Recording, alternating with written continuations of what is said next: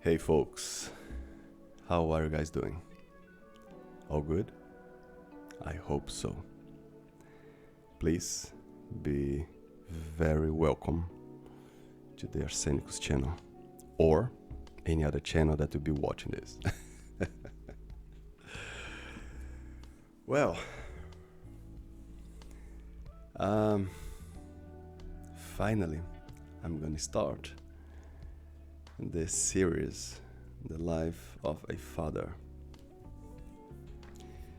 As I told you previously, when I was recording the beginning of the series of the life of the single man, I'm aiming to talk a little bit about how it's been a father's like. What should you expect in order to be a good father? How to prepare, how not to prepare, what points should you consider before doing this? Or if you're already a father, how shall you proceed in order to become even a better father, if that's possible?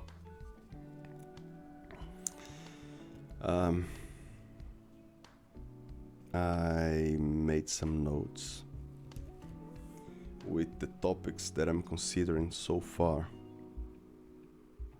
most important in order to answer a couple of questions here. If you should or not should be a father and how to be a father. And I deeply hope that it will be somehow useful to you. Alright? So, let's start. Important to remember that there will be a version in Brazilian Portuguese of this episode. And shall you want to, for any reason, watch this in Portuguese, please feel free to search for the Portuguese version of this video. Another important thing is the respect of the community. You see, we have different opinions. We may have different opinions about life and about other aspects. But if we disagree somehow, we don't need to humiliate the counterpart.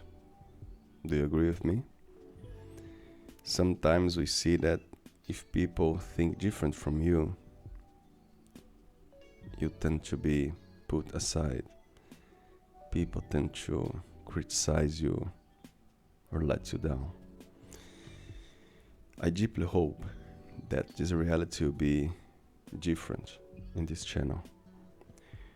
I want to welcome everyone who wants to join me and to listen to what I have to say. But I also ask everybody to have some respect. And if you completely disagree with what I have to say, I can guarantee you that there are lots of channels which are much better than my channel. Alright. And I hope not being harsh to anyone here was disrespectful. But I'm just trying to prevent any sort of inconvenient situation here. I love the state of peace that God is allowing me to have with this channel. And I hope I can keep this. Yes? Alrighty. I think that it is quite normal to be a father. Even though there might be some groups who keep saying that no, it is not normal. You should not be a father. You should have a pet instead. I completely disagree, but I respect. You do what you want to do. who am I to say any different? But yeah, if you are part of the group of the men who want to be a father, I think that there are a couple of things that you should consider before jumping into this adventure. Some of the key points are the motivations, the teaching, your time, spirituality, finances, traumas. When I was thinking about this series, I came across with those points. But along the way, there will be a chance that some new things can come up, or things that I'm still not aware of. Let's see what happens. But today, I'd like to start by talking a little bit about the first one, which is the motivation. What motivates you to be a father? There are a lot of different reasons. I think that one of the most interesting ones is not to have any reason at all. As crazy as it sounds. Why is that? I believe it is, like I said before, it is natural, it is normal. So if one wants to become a father, nothing wrong with that. That's natural. So if you are a single man, unmarried, but when you think of being a father, you just have a good feeling, or you simply don't feel any weight upon your shoulders, I think it's a good start. It may say a lot, you know. But you see, there are some people who want to follow their careers or want to have a unstable life in terms of logistics, live in different places, not having a routine, little stability, I don't know. And they may think that having a child may interfere in his plans. If you are one of those, I mean, maybe they'll be better not having a child, actually, I guess. Or, if you still want to have a child, maybe you should rethink how you live. Because in my optic, stability, love, companionship, time are very important for someone to raise a child. That's what I think. I might be wrong in some things here, but that's my experience. If you think different, please leave in the comments below. Alright. There are a couple of other motivations here that I'd like to talk about. Another one is my parents mistaken me. They were not good parents. And now I want to have a child just to do different. I have my suspects that this motivation may not be the best one. You see, if you have your own traumas, I don't believe that trying to make any good with other person will solve your traumas. It may relieve your pain, it may distract you, but you see, internal processes are internal processes. If you have something to solve inside of you, I think that the best option is to look inside and to solve the things inside of you, instead of keep taking medicines, for example, just for taking medicines, just for that, just to forget things, or to occupy yourself with other things, you know, because the traumas, they don't go away, I guess, unless we work them out. It may take time, it may be painful. I know what it is. But I think it is better. Sometimes what I see, and I'm talking very generally here, is that some people, they try to act different from the parents, and they end up committing the same mistake, as in a sort of mirror effect. How is that? Suppose, for example, that you were raised by very strict parents, and they said no to every single thing you ask for. No, no, no, no, no. And you've got traumatized. And then you have a child, and you decide to say yes to everything. May I do this? Yes. May I go there? Yes. Yes to everything. Can this be healthy? I don't think so. And I'm talking very generally here, as I said. Things are not so simple as it seems. But I think that the general theory makes some sense. What do you think? I think that the best of the worlds is, first of all, have your problems solved, and then maybe considering to have a child or children. But it is up to you. At this very moment, I'm here mostly to bring questions, not answers. Well, another motivation that can be quite dangerous is to keep a relationship, to keep a love relationship. There are men and women who decide to have a child with a partner only for the sake of the relationship, because they may think that even though the relationship isn't good, having a child will solve everything and just keep you close to your partner. Well, I don't know. I have my questions about it. I like to divide my relationships, the relationships in my life. My relationship with my wife is one, with my children is another one. Of course, we are all connected with our children, better say.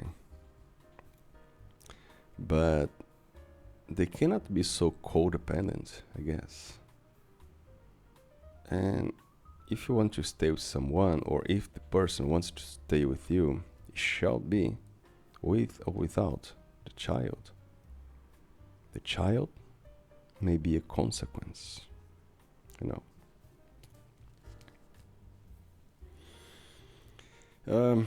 Another motivation, it just happened without any planning. There are a couple of people who go nuts in parties, or they have insecure habits, sexual habits, or just make random sex with random people. And pregnancy can happen at any moment. It is easier for some people, but not that easy for some other people. You see, be careful about what you do in your life, with the people you meet, with the type of relationships you have. There may be consequences. I'm not only talking about childhood here, I mean having a kid. I'm talking about your own emotional life. So, yeah, and the last but not least, the finances. There are different ways to raise kids. Some parents, they spend a lot of money with the kids. They want to put them in the best colleges or schools. They want to give the best presents, clothes, travels. And they may cost a lot of money. There are some other people who simply stick with the basics because they're not very wealthy. The kids go to public schools. The clothes are not always the newest ones. But you know what? They can also be happy. That's what I think. Money is important. It's not for nothing that I'm gonna go to my work, actually. Later on today. There is a good reason for that. But it isn't everything. Some people, they only have money and presents to give to the children. And this can be disastrous. You see? It is so important to spend time with your kids, to get to know them, to know what's going on, to talk to them, to build a relationship. It can be done in a luxurious vacations or at home or just walking out on the streets. I think that the amount of money is conditional, but the love you have to give to your kid, it is unconditional. So I think that if you want to provide your kids with better things, it can be a good idea. But my point here is better things, externally speaking, can replace love, can replace internal things. I don't really think so.